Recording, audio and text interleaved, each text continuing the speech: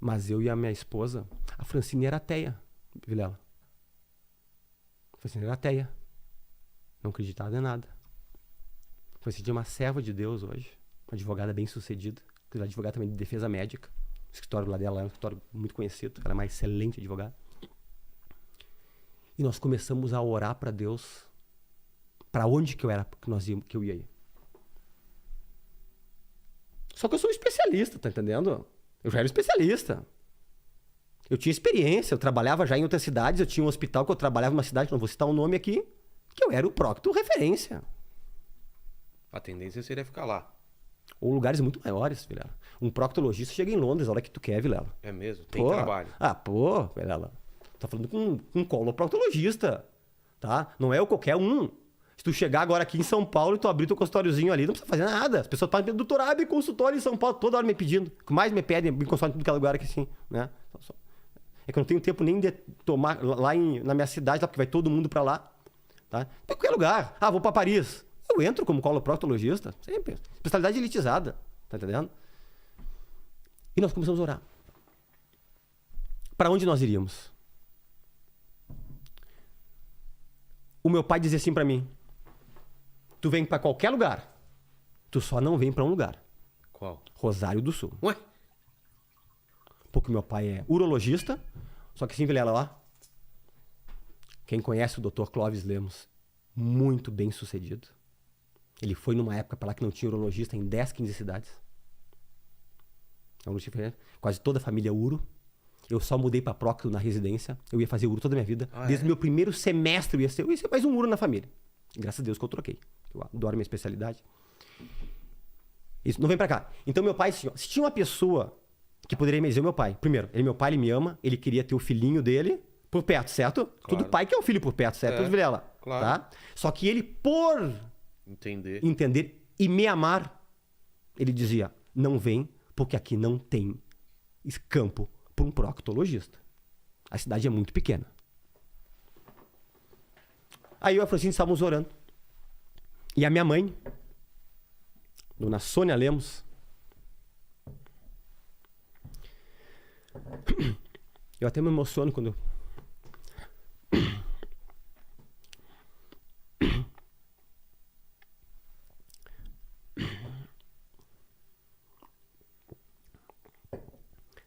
a minha mãe é uma das melhores pessoas do mundo, Vilela.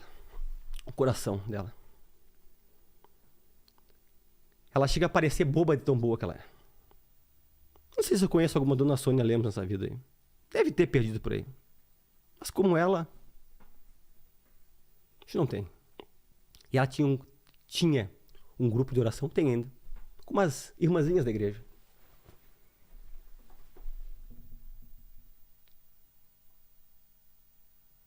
E eu disse pra mãe, mãe, coloque em oração pra onde que eu tenho que ir.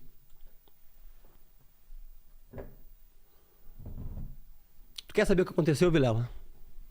O quê? Deus acordou uma criança de 6 anos. Neto de uma das irmãs que faziam o grupo de oração da minha mãe. E acordou essa criança e disse que como o quarto dele ficava como se fosse iluminado. E veio uma voz e disse pra criancinha, manda avisar pro Fernando Lemos que é pra ele vir pra Rosário do Sul.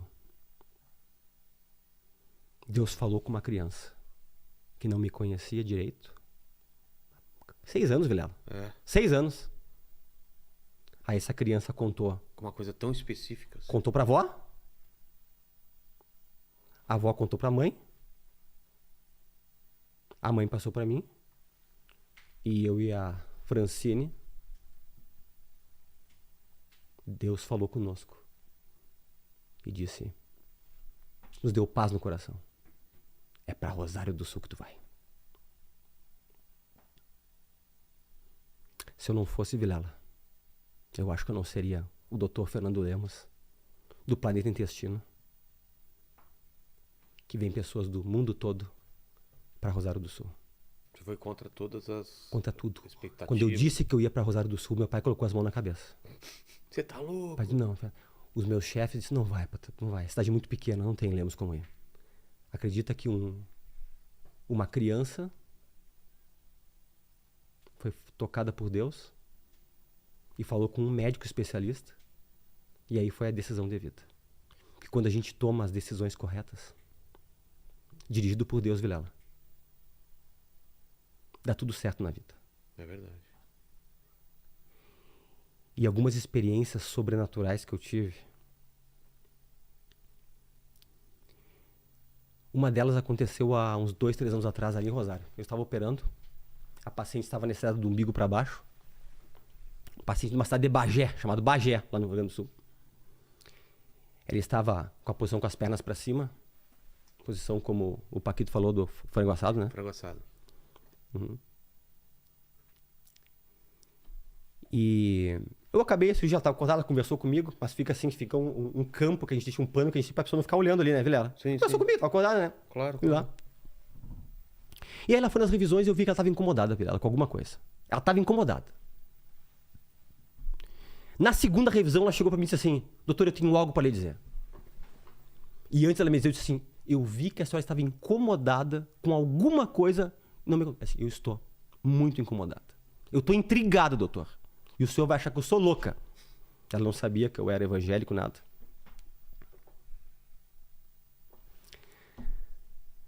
Ela disse: o senhor estava no meio das minhas pernas, assim, lá, eu assim, entendeu, Vilela? É como se tu fosse ela, a cabeça dela aí, e eu aqui, operando. Tá. Só com o campo separando aqui. Ela não conseguia te ver. Não conseguia me ver, só o campo assim. Tá. Ela conseguia olhar por cima do campo para lá.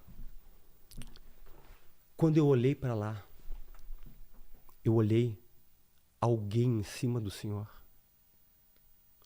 com o formato de Cristo e com a mão no queixo lhe olhando todo o tempo. E do ladinho tinham seres que pareciam anjos. Só que eu sou ateia, doutor. Eu não acredito em nada dessas enganações. Só que eu fechei meus olhos. E o senhor lembra que uma hora eu falei com um anestesista só para ver se eu estava acordada? E eu fechei e eu abri. E todo o tempo, aquele ser estava parado e olhando o senhor para baixo. E eu disse para ela: não foi ilusão. Esse é o meu amigo, que eu convido todos os dias para participar das minhas consultas e das minhas cirurgias. Eu não consegui ver ele, mas Deus tem algo com a senhora, para a senhora crer, para a senhora confiar. Isso aqui. Essa paciente é minha paciente até hoje. Teve uma outra situação bem parecida, uma senhora que começou a dizer que viu anjos passando por cima da minha sala cirúrgica, enquanto estava comigo operando também. É porque médico é uma das profissões Mais céticas. É, Céticas que não acreditam em nada. exato. Tá entendendo? Só na ciência o que é. É. E outra que eu tive para finalizar essas aqui, essa foi uma experiência muito pesada, quase de filme. Não vou citar o nome do hospital de Porto Alegre, só vou dizer o quarto 109, que eu nunca mais esqueci. Isso aconteceu há 19 anos atrás. Me chamaram numa madrugada, minha equipe, eu era ainda residente. E sabe aquela, quando tu tá na juventude, que tu fica um pé na igreja, um pé no mundo? Sabe que todo mundo passa? Sei, tipo Né? o Lênin. É? Assim, Né? Sabe, lá. Eu nunca saí da igreja, mas sabe aquela coisa assim, aquela convicção que tu acaba perdendo, né? Sei. Né? E aí chamaram, e aí desceu um monte de equipe para lá para reanimar o paciente lá, né? E tinha um monte de residente, né? Porque lá tinha uma briga quem ia chegar primeiro, o residente da cirurgia ou os da clínica para reanimar, para tu aprender a fazer a reanimação lá. E tinha umas 10 pessoas no quarto, umas enfermeiras. E tu reanima por 30 minutos. Essa é a regra mundial. Se não saiu em 30 minutos, não. Acabou. Acabou. Foi reanimado 30 minutos. E quem tinha chego era eu. Então, primeiro do que os outros. Então quem dominava, quem mandava lá era eu. Porque quem chega primeiro é o que comanda tudo lá. Que é o Tá, responsável. tinha o pessoal da enfermagem ali, ajudando, um abusando, um massageando. E eu tava massageando, e outro aqui sim. E faz atropina, e faz adrenalina. Na época de gente faz tudo isso aqui. Quando bateu 30 minutos, eu disse: não, pessoal, nós vamos tocar mais um pouco. Tem que obedecer quem tá no comando. Bateu 30 minutos, Lemos. Os colegas falaram assim: não, vamos tocar mais um pouquinho. Resumo, a gente foi até mais ou menos perto dos 45 minutos. O homem não voltou. E era um paciente que a minha equipe tinha operado. E nós ia dar alta pra ele no outro dia. Poxa. E nós tínhamos avisado pra família que ele ia ter alta, um câncer de pâncreas. E me acontece essa, talvez eu tava nessa ânsia de tocar mais porque eu queria que ele retornasse, porque eu disse pra família que ele ia ter alta no outro dia. O cara morreu. Aí quando acabou, tá, vamos lá, tira daí, vai guardar as coisas tudo aí. Daqui a pouco, esse homem começou a se retorcer na cama. Porque nós médicos somos céticos, sabe? Existem umas mioclonias involuntárias, que são uns movimentos que pode acontecer, que a pessoa tá morta e pode ter. É? Mesmo Pode. depois de morto? Eventualmente tem. Mas mioclonia, porque a gente médico, a gente sempre quer achar uma explicação por umas coisas que não tem. Mas aquilo lá aconteceu pra mim. Aquilo lá foi uma coisa que fez eu entrar pros trilhos. Ele começou a mexer. Só que ele começou a mexer um pouco pra mais, velho. E começou a fazer uns movimentos de se retorcer e uns grunhidos. Resumo da obra. 13 e pouco da madrugada, né? Aquele quarto esvaziou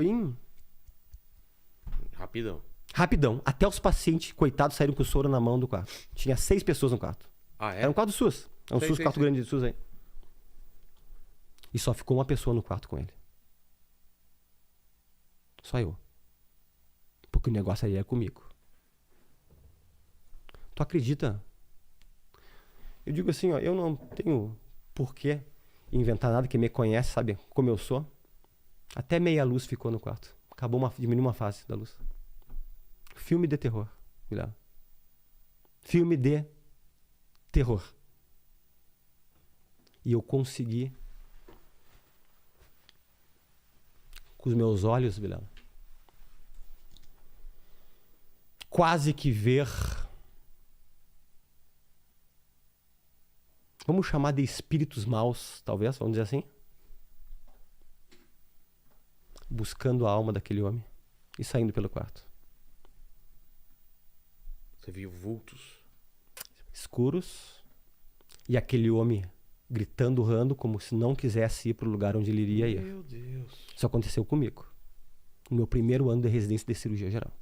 Quem está ouvindo vai saber qual hospital que é, que eu não quero citar o nome. Tá. Aí eu... Opa, é comigo. Essa experiência, porque Deus não dá experiência só para alguma coisa. É comigo. Aí foi uma das coisas que fez eu dizer, olha, essa vida é passageira aqui.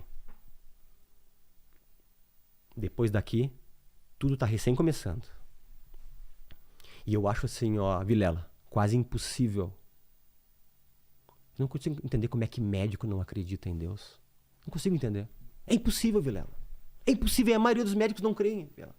É impossível tu pensar que tu pode engolir uma coisa e aquilo lá ter uma digestão tão perfeita e não apodrecer dentro. Ou eu te beliscar e milésimos de segundo subir até o teu cérebro e vir pelo ramo eferente te dar novamente uma sensação de dor e tu te arrepiar e dar nova adrenalina. É uma coisa tão perfeita, coisa impossível. Então eu tô tendo apenas muitas experiências. Mas esse cara, o que deu? Você foi embora depois? Quem? Vultos? Ele morreu. E ele pegou, depois que aqueles vultos se aproximaram dele, saíram como se fosse por uma janela de madeira que tinha ali. Eu me lembro até onde bem era a porta ali. E aí ele parou. Ele morreu, acabou tudo, aí morreu. Caramba. Buscaram a alma dele. Porque a eternidade é uma realidade. Vilela, quem já viu muitas pessoas morrendo, eu já vi. Todo médico já viu. Qual é a coisa Vilela, que é comum a todas as pessoas que Vilela, morrem? assim, ó, é muito... Tu já foi em velório? Já, claro. Já foi? Velório? Já. Ok. Você não tem uma sensação de soltar o boneco ali? É. É muito estranho. Eu não consigo entender como é que médico não é pessoas mais devotas a Deus do mundo. Vilela, quando tu tá ali com uma pessoa ali, ela morre na tua frente... É como se... Tu vê que ali foi só o corpo que saiu. Chave é uma chave. O corpo saiu. Pô, alma e espírito são eternos, cara. Estão ali. Tá entendendo? Só que aqui... É aqui nessa terra que a gente decide tudo. Não tem brincadeira.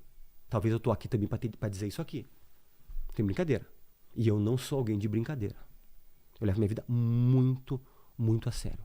Eu não, em hipótese alguma, eu coloco os meus méritos. Eu em primeiro lugar. e não ter falo da boca para fora. É Deus que tem um propósito de querer fazer chegar pessoas lá. Porque eu atendo pessoas de tudo que é criança, Vilela. E o médico tem que atender tudo que é criança. Não brigo, não discuto, mas ninguém bem capacito tudo. Mas tem muitos casos que entra oportunidade e eu sinto, é para falar para essa pessoa. E geralmente quando eu sinto isso de falar, Vilela, porque eu não tenho nem tempo na consulta, é tão rápido, né, Vilela, as consultas. E isso que as minhas consultas não são rápidas. A pessoa diz, pô, eu precisava ouvir isso aí. Ou, eu tô isso, eu tô aquilo. Aconteceu agora. Com um dentista do Canadá de Toronto, conversando comigo, uma telemedicina agora. Ah, é? Agora. 2 semanas atrás. Fui falar uma coisa pra ele e disse. Eu falei, teu problema não é doente, cara. Teu problema é outra coisa. E um cara muito culto conversando. Ele disse, eu sou desviado, eu luto contra isso, é isso aqui, e aí, isso aí. Mas eu incentivo a todos a tentar conhecer. Não falar, não ter o pré-conceito, né? Em relação a esse assunto aí.